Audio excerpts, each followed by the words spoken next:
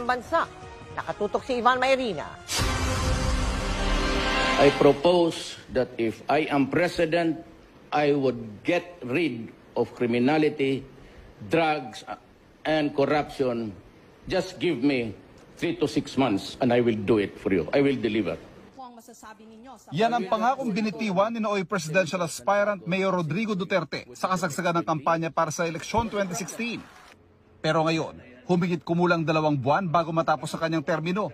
I realize na nagkamali talaga ako. Realize na nagkamali talaga ako.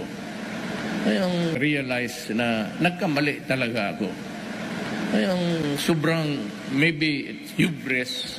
It was campaign time. Payabangan naman yung kampanya. Pagdating ko sa Maynila, dala ko yung chief of police ko, yung si Bato. Anak ka na.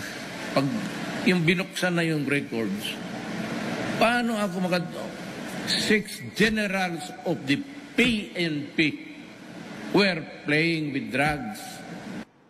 Hindi ito ang unang beses sa inamin ng Pangulo na hindi niya alam ang lawak at lalim ng problema ng droga, kung kaya't sumablay siya sa pangakong tapusin ito sa loob ng 3 hanggang 6 na buwan.